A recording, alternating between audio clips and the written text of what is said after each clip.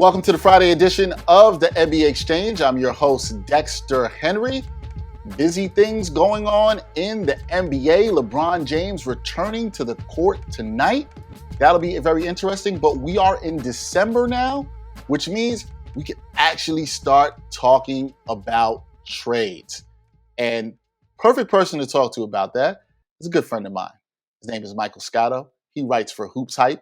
He will be joining me now to talk about an article that he recently wrote about the December 15th and January 15th dates and trades coming up and players that we could see being traded by then. Mike, what's up? Good to see you. How you doing, brother?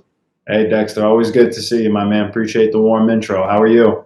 I'm good, man. I'm good. Just doing well, staying safe, man. Enjoying this NBA basketball throughout this season, right? So let's get into it, Mike, because we are now a quarter way through the season, right? We're just right at that point, quarter way through the season. There's been a lot that we've talked about this season, whether it's the poor shooting to start the season, the difference in officiating to start the season. What are your thoughts as we have been through the season, started at 25% through, and you've looked at the team so far? What are your thoughts on what you've seen thus far in this NBA season? Yeah, right now, a quarter of the way into the season, I think that you're seeing a lot of parity in the league still right now. If you look at the Western Conference,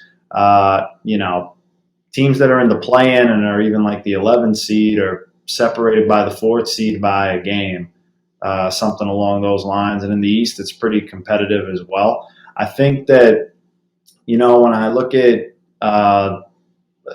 both conferences, like I said, I've just seen parity so far. I think the Bulls came into the season in the East as a team on paper that could look good. So far, it's materialized as such after their offseason additions. Brooklyn being the top seed right now, I still think their championship aspirations are downgraded without Kyrie Irving there. But, James Harden's taken time to kind of round into form a little bit. Other great teams like you've seen the Milwaukee Bucks. I know Brook Lopez has to get back surgery, but, for the most part, the core has been able to come back. Giannis has looked good, and they've gotten things together. Philly had a hot start and then cooled off a bit. And in the West, the Minnesota Timberwolves were a team that was, at least as of, a couple of days ago in the playoffs and in the top, 6. And it just shows you that it's so early in the season. And, I think for a lot of teams, now that you touched on in your open about it being a quarter of the way through the season, a lot of executives and guys that are coming to games are starting to ask around to see if teams are getting a little anxious to see who could be available potentially on trade talks. And that drum roll has started quietly a little bit, though I still think we have a little bit of time before we get into those talks a bit more earnestly. Yeah, we're going to get into that a little bit later, too, about those talks around the trades. But you mentioned the Brooklyn Nets, and the other day I had Gerard Hector on the show. We talked about the fact he doesn't think that they're a championship contender anymore. So I have to ask you, from what you've seen thus far, 25% through the season, who are the championship contenders right now in the NBA in your mind? I mean, for me, first off, I always give a team that has continuity a little bit of an edge. So I look at the Milwaukee Bucks. I think if they're healthy, that to me, they're the best team in the East. And I think that the Chicago Bulls have gelled well so far. I just want to see if it continues to materialize over the course of the season. Look, Brooklyn has Kevin Durant and James Harden, and you can never discount that. But I just think that, with Kyrie there, it made their offense elite. They've struggled at times offensively this year. As James Harden has tried to round into form. They're putting a lot of pressure on Kevin Durant to play big minutes early. I worry about that down the road, even though I know he likes to play. You want those guys fresh for the playoffs. James Harden's hamstring, you always want to keep an eye on that. You've seen with the Tennessee Titans wide receiver Julio Jones, sometimes hamstring injuries can be persistent. It's not like a broken bone or something like that heals, and then, you should be pretty good to go. Anything with ligaments you have to worry about a little bit more. Brooklyn, I still think they're certainly a top 4 team in the East, and they'll compete for one of the top spots. It's been good for them to get these wins of late. They're beating the teams that they should. Teams over 500 they're struggling with so far, though, record-wise. So that's, to me, a little bit concerning if you want to be a championship contender. Yeah, it's going to be interesting to see who's played well, separate themselves. I like that you're giving them love to Milwaukee. Some people seem to have forgotten that they won a title last year, but I see you giving some love to the Bucks there. So let's talk about this because December 15th is approaching. It's the first day you could trade players who've been signed in the offseason that are eligible to be traded. And then you're talking about draft picks that are also eligible to be traded as well, too. When we look at the trade season coming up, and a lot of people talk, you're thinking about February, you're thinking about March with the buyout season. Do you think that we will see an active NBA trade season this year after the offseason we've had and the start to the season we've seen thus far? I think so, Dexter, and this is an educated guess because ultimately the market, some of the free agent market, is a little bit dry. And my colleague Yossi Gosling on Hoopshype had an article about it on Hoopshype previously where there's only a handful of teams with significant cap space this summer. So when that happens, one, that's going to dry up the restricted free agency market. You saw last year you didn't see a lot of restricted free agents, actually none, signed an offer sheet. Devontae Graham and Lauri Markkanen were signing trade guys. I think you could see that certainly. And during the regular season, ultimately, yeah, the buyout market's going to be there. I think it will be eventful for teams like Golden State, Brooklyn, the Lakers, I'm sure. But to me, I just think that if you're trying to make a move to better your team, the tax mid-level exception, the full mid-level exception, those things are nice to have, but they're not going to land you necessarily a starter. I think they could help you land maybe you can get like a fringe starter, but you're not going to get a significant upgrade with those cap restrictions. So I think that your best way to do it is through the trade market. And, ultimately, Ben Simmons is still out there, even though nothing has come yet with him with really much traction. I think that if that happened, that would really open up a floodgate of dominoes. Like for Ben Simmons to get traded, I don't think it's just going to be a straight one-for-one team kind of deal. I think it's going to be a multi-team deal. It could be 3-4 teams. And, there's guys. You look at it this way too, Dexter. Like Buddy Hield thought like he was going to get traded last in the summer to the Lakers. That didn't happen. So it makes you kind of wonder, the clock ticking on a guy like him. And then, you touched on it a little bit, the guys that are eligible now, December 15th and January 15th. Some guys that were signed this offseason that I immediately thought could be trade guys when they were eligible, like a guy like Kelly Olynyk on the Detroit Pistons that are in a rebuilding program, but a guy that's a stretch five could be a really good bench upgrade for a team that's in the playoffs trying to compete. He did that for years with the Celtics. Speaking of the Celtics, they signed Dennis Schrader this summer.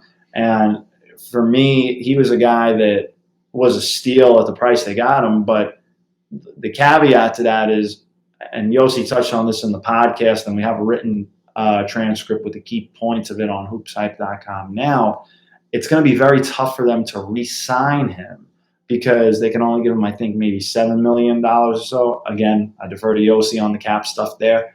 But for me, if you're not going to be able to re-sign the guy and have him long-term, you might as well flip him for assets if you're not going to be a contender in the East and they're close to the luxury tax. People have to understand that sometimes those decisions are made for as much a financial reason as opposed to on the court. And another guy I would say, it's kind of come up of late to at least keep an eye on, Kemba Walker with the Knicks.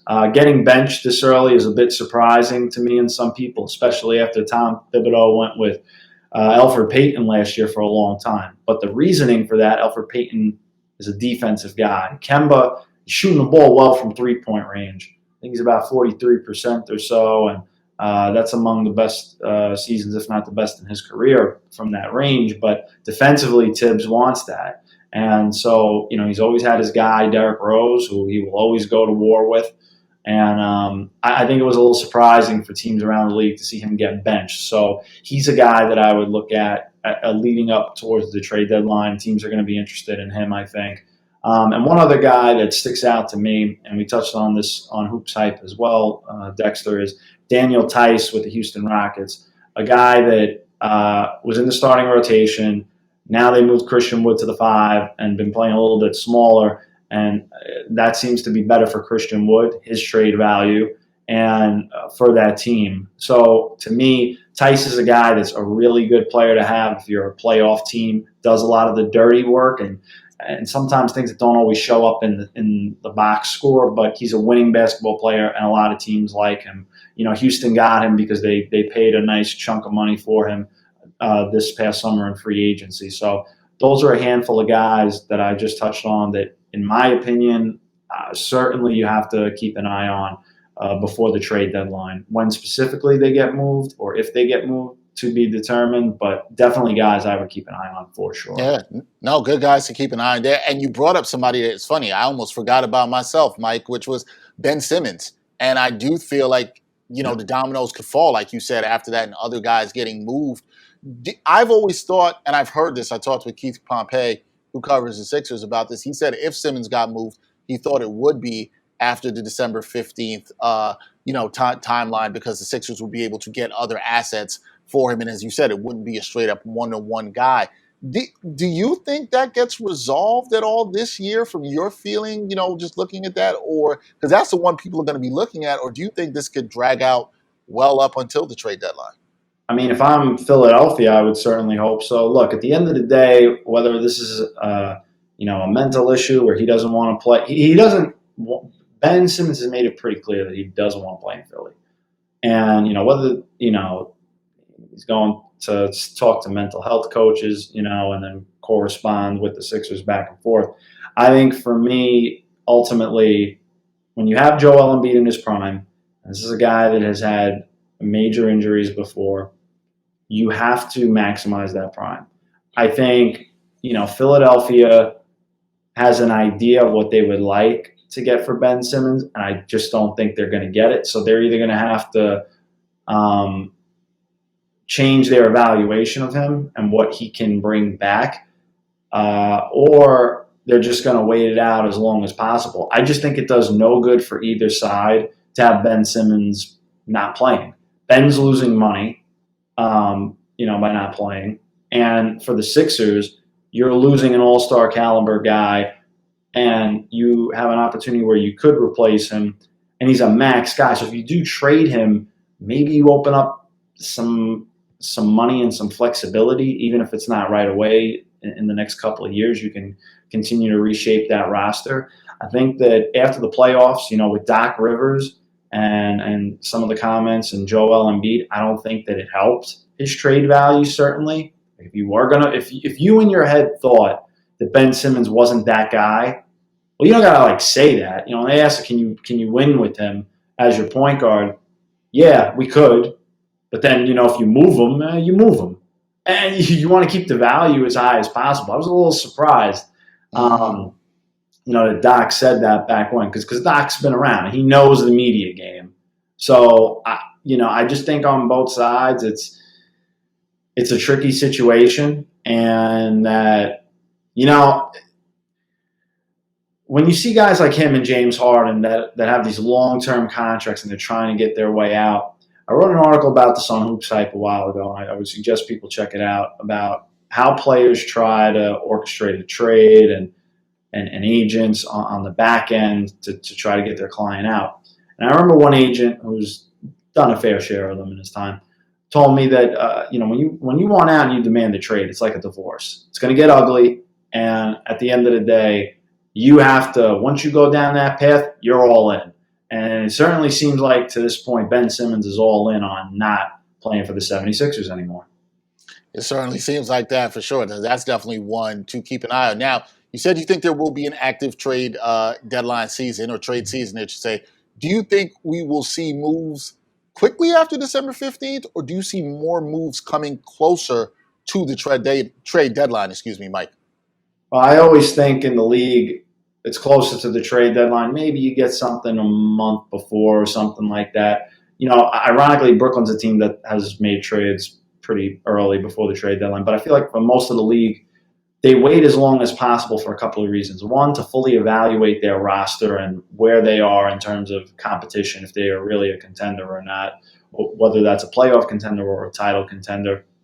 And also, I just feel like in the league, a lot of times a deadline kind of moves the needle for people, kind of spurs them into action a little bit. So I don't think it's going to be right away after the December 15th trade deadline. Do I think the talks happen soon after that, where you start moving the needle towards what could be closer to the deadline? Yes. But people are going to have to be a little bit patient. And there are a couple of guys around like January 15th we touched on the podcast and in the written transcription part on Hoopshype. One guy for me that really stood out, and this is a guy that stood out to other executives, was Josh Hart on the New Orleans Pelicans, because when he signed his contract this summer, a lot of people thought, I'm referring to executives, that contract was designed to be a very enticing tradable contract. And, there's multiple options in there, and it just seemed like got a nice little pay raise for this year with the caveat of maybe he could be moved. He was mentioned in some sign and trade possibilities during free agency. It just didn't materialize. So that's a guy I would keep an eye on as well. And Josh Hart, keep an eye on that after January 15th. All right, got to ask you about another guy. He came up in the news last week, and that is John Wall. Has not played all year for the Houston Rockets. Mm-hmm. Talked to Raphael Stone and the ownership about returning to the team. There's been this talk about whether he'll start or not. But it seems like to me, Mike, ultimately, John Wall wants to be traded. We know he doesn't want to play in Houston, but there have been no takers thus far. If John Wall comes back and plays, does that help him at all in terms of increasing his trade value? And what do you think the likelihood that John Wall actually gets traded this season is? I think John Wall is in a similar predicament as Blake Griffin. John Wall last year put up decent numbers statistically. I think if John Wall even got back to all-star level John Wall, it would be so tough to move him with his salary in the 40s. There's a reason that he got moved as part of a deal with Westbrook, because that guy had a similar contract. I think for John, maybe next year it would be easier because it's the last year of his deal. I just think right now it's such a financial burden for a team to want to take him. Now, he could do the John Wall route. If John Wall was willing to pass on money, next year and decline his option, which that's not happening, then sure. That would open up a ton of possibilities, more so than now, in my opinion. It would certainly move the needle. But if he does like a Blake Griffin thing where he does a buyout and he gives back maybe $20 million or so, then I think that would be interesting. We saw Kemba Walker do it. You saw Blake Griffin do it. But the caveat to that is John Wall's not going to is he going to be able to make that money back? Kemba Walker was able to do it with the Knicks. Mm-hmm. Now, I don't know, John, depending on what he gives up, that's going to be tougher because he has a lot of money on the table. And so that's what makes the situation tricky. Also for John, this is a guy that's, missed time in his career because of injuries. And now he's healthy, and it's just a tough situation. The Rockets are clearly rebuilding. He is not going to fit that timeline.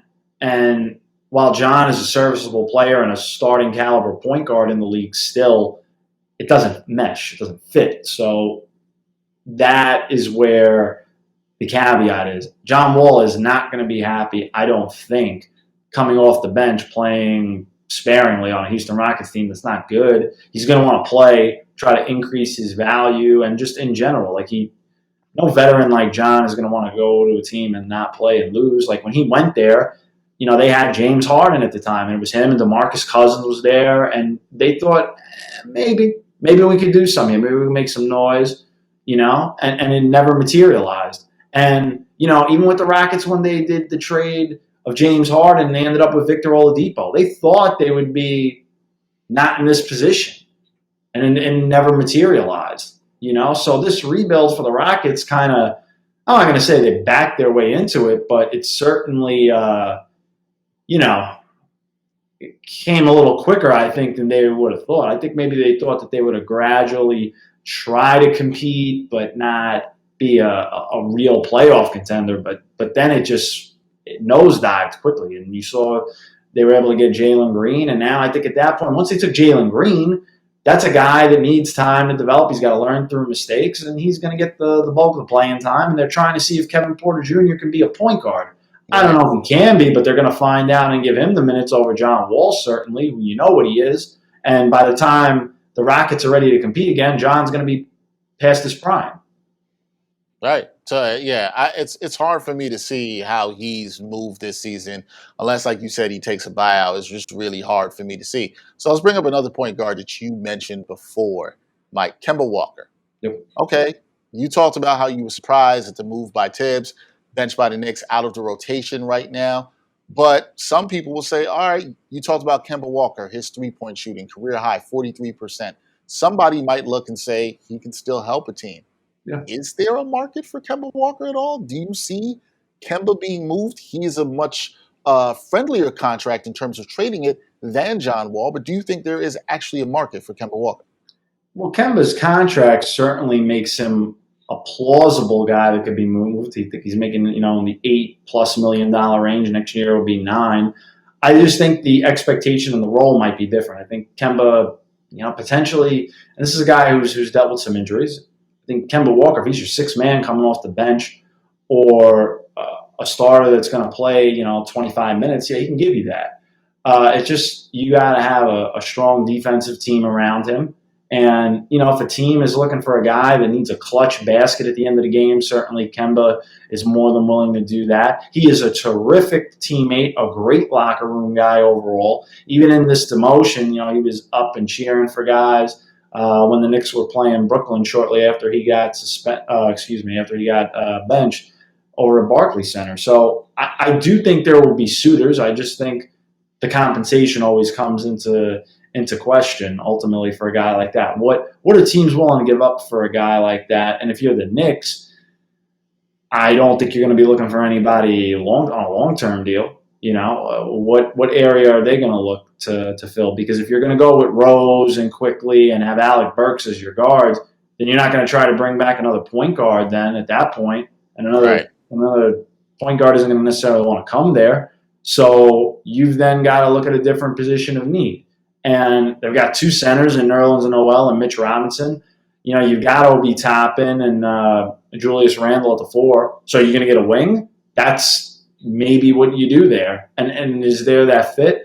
I haven't studied it closely enough to say. Logistically, it's plausible that he can be moved because of his contract. Right. And I still think his skill set is good enough to help a playoff team. But ultimately, it's got to be a willingness to accept a different role. Yeah, that's good. That would be it. What role would he have to wherever he's moved, and what would the Knicks be getting back? Those are the questions. All right, 2 quick ones before we get you out of here, Mike. Okay, when it comes to the trading deadline, we talk about buyers or sellers. So what teams, first of all, let's talk about the sellers. What teams right now, the teams that are bad in the league, Sure. What teams do you expect to be sellers at the trade deadline? Certainly, I think two that came, to my mind right off the bat with the Detroit Pistons and the Orlando Magic. With the Pistons, Kelly Olynyk's a guy I mentioned. I also think Corey Joseph as a backup point guard would be a guy that could be on the move. They've got Killian Hayes and Cade Cunningham they want to get the ball to. Corey Joseph's contract is manageable if a team wants to add a backup guy. Frank Jackson as well I could see getting moved. When you look at the Orlando Magic, they've got Terrence Ross, who's ironically a really good scorer on the wing. I know we were talking about guys that the Knicks could look, but that wouldn't be a fit. But Terrence Ross is a guy that I would certainly look at. Teams have been monitoring him. He's been in trade talks, especially last summer when Orlando was looking to, reshuffle the deck a little bit. And then you've got Robin Lopez, center for the Orlando Magic. Mo Bamba and Wendell Carter, that's their front court of the future and the present. So Robin Lopez has played sparingly, and I think he can help a playoff team if they're looking for a backup big man. So those are some guys out in the East. In the West, I think, I touched on Houston with Tice. I would look at them. And like you touched on, any team that's not like doing well, that's a team to look at. Buddy Hield, we talked about as a guy. Sacramento is going to be in an interesting place because they didn't want to move Harrison Barnes last year. Buddy Hield ended up not getting moved. And you would think at this point, they've been trying desperately to get to the playoffs so much, especially now with this play-in tournament. Like, I almost wonder if they almost do the opposite and try to be a buyer at this point and try to – that would be interesting. That young team. Might as well switch over to the buyers. I mean, I think anybody that is looking for just playoff contenders that are looking – it's still early right now to identify those teams. And that's why, like, even when I talk with executives around the league, scouts, you name it, anybody that's a front office member for a team, they're trying to figure it out just as much as we are because it's so – everybody's bunched up. There's not a lot of there's a lot of parity right now. There's not a huge gap. So that's why I was saying to you too. I think it's going to take closer to the trade deadline to sort itself out. Some teams have been playing well so far to this point, and surprisingly. Yeah, it's gonna be interesting. But we know the teams that are competing for a championship, the Warriors, the Suns, who've got some good starts. We could absolutely see them looking to make some moves, adding some pieces, possibly at the deadline. So we'll see. We'll see in time who the buyers, who the sellers. Mike thinks it'll be active as we get closer to the deadline. We'll see more about that. I encourage everybody, check out Michael's work on Hoopshype. There's an article, it's a transcript actually, right, Mike? There's a transcript up with the podcast. Tell the people about it. I'll let you do it. You tell the people about it, what they can check out. Yeah, so like anytime we post like a podcast, and you can check out the Hoopshype podcast on Spotify, Apple Podcasts, anywhere else you listen to podcasts. We do like some small snippets of it, the key points. Obviously, I invite everybody to listen. It's not too long, full half hour. I won't lull you to sleep. We'll definitely keep you upbeat. And I just think that that's the best way to. We obviously enjoy when you guys listen to it, but we do have like the little snippet transcripts, not word for word, all 30 minutes. I will not. You're not reading a Harry Potter novel, folks. Like that's not what we're trying to do here, and neither am I after I record a podcast. So, but you will get as much intel as we can, and as much feedback and context as you can. And Yossi Goslin, our salary cap expert, did a great job helping me out with that and explaining the logistics, such as like we talked about with Dennis Schroeder earlier on this show, and then why he could be a guy that you look at maybe for the luxury tax purposes, and how Boston has restrictions on trying to keep him past this season. Yeah, definitely check that out, Hoopshype Podcast. If you can't listen, you can read the partial transcript, not the full transcript, the partial transcript that they have up there. There's a lot of good information. This is why I wanted to talk to Mike. There's a lot of stuff as we should think about the dates of December 15th, January 15th coming up, and the trade deadline coming up as well. Mike, always good to see you, my Brooklyn brother. Always good to have you on the NBA Exchange. Thanks for coming on. It's your second time on. Glad to have you back on, man. Right back at you, my man. Looking forward to the next time as well. That's right. That is Michael Scotto. You catch his work on Hoopshype once again. That's it for this Friday episode of the NBA Exchange. He's Michael Scotto. I'm Dexter Henry. Till next time, y'all. Peace.